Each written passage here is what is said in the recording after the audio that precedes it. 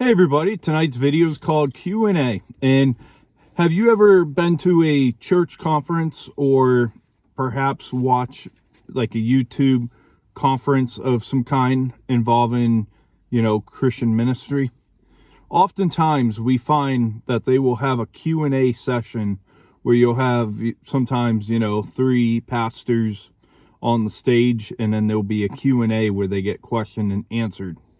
And tonight we're going to see in our study of Job here, like a Q&A session take place between God and Job. So not necessarily a debate form, but like a Q&A. So Job chapter 40, verse 1 and 2, it says, "Moreover, the Lord answered Job and said, Shall the one who contends with the Almighty correct him? He who rebukes God, let him answer it." So God challenged Job to answer all the questions that he had posed. And God didn't need to know the answer, but Job needed to admit his weakness and inferiority and inability to try even to figure out God's infinite mind. And God's wisdom was so superior that his sovereign control of everything was so complete. And that was all that Job needed to know. That is the summary of it all. And now Job felt humbled, whereas he felt God was absent and he longed to contend with God prior to now. And Job and God had a great time together in these last few chapters, if you've seen it like I have. And God has taught Job all about his greatness, using the whole world as his classroom. In verse 3 through 5 it says, "Then Job answered the Lord and said, Behold, I am vile. What shall I answer you? I lay my hand over my mouth. Once I have spoken, but I will not answer. Yes, twice, but I will proceed no further." So Job's first response to God is, "I'm guilty as charged. I have no more to say. I rest my case." And he knows that he should not have found fault with the Almighty. And he should have insisted on his own He shouldn't have insisted on his own understanding. Job shouldn't have thought that God was unjust. So he was reduced to silence at last here.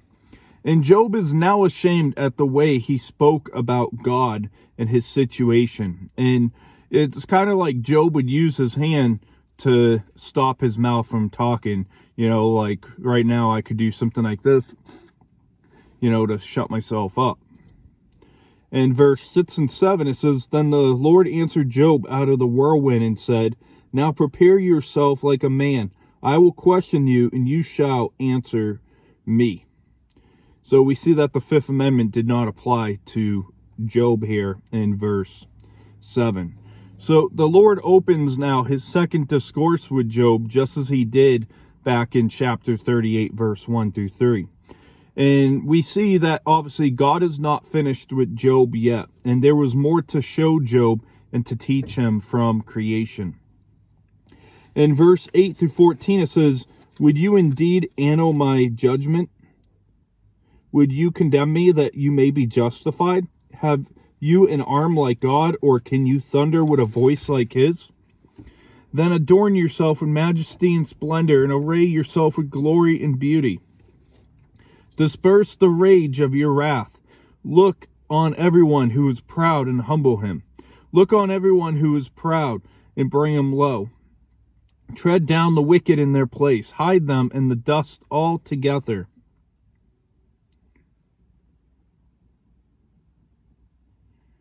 Bind their faces in hidden darkness. Then I will confess to you that your own right hand can save you."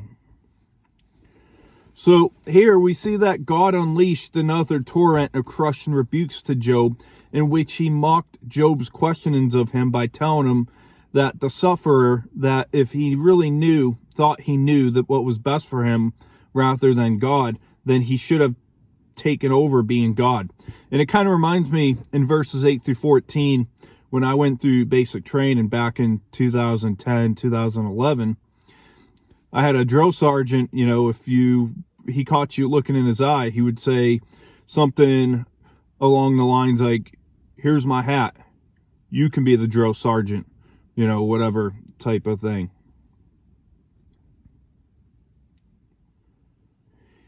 And we see God's power over pride and wickedness. And while we may see these verses presented in an aggressive challenge to Job, we should really think of them as lovingly designed to shake Job into realizing who God is, that God is the only creator and savior there is.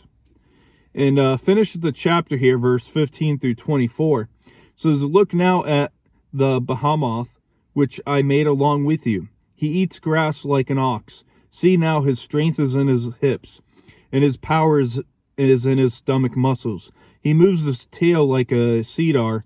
The sinews of his thighs are tightly knit. His bones are like beams of bronze. His ribs are like bars of iron. He is the first of the ways of God. Only he who has made him can bring near his sword. Surely the mountains yield food for him, and all the beasts of the field play there. He lies under the lotus trees in a covert of reeds and marsh. The lotus trees cover him with their shade. The willows by the brook surround him. Indeed, the river may rage, but yet he is not disturbed. He is confident through the Jordan, gushes into his mouth. Though he takes it in his eyes, or one pierces his nose with a snare." So we see this term here, behemoth, and it's a generic term used commonly in the Old Testament to speak about large cattle or large animals. And the description in the passage here suggests an extraordinary creature that we might not be able to picture without drawing. And the hippopotamus has been suggested by the details in verse 19 through 24 by some. However, the short tail of a hippo is hardly consistent with verse 17, where tail could be translated trunk. And it could refer to an elephant, who could be considered first or chief of God's creatures, whom only he can control. And some believe that God is describing his most impressive creation of land animals, the dinosaur species, which fits all the characteristics. In verse 23, it says, "Indeed, the river may rage, but yet he is not disturbed. He is confident though the Jordan gushes into his mouth."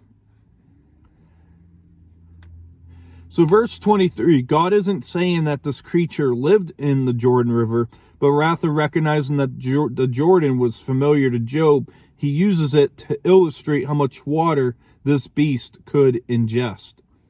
And he could swallow the Jordan.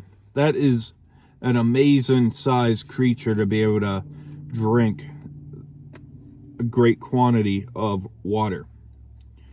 And behemoth is a word used to refer to something out of enormous size and threatening power.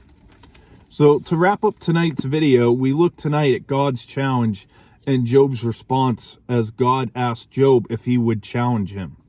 And through the verses 3 through 5, we see that Job is speechless before God.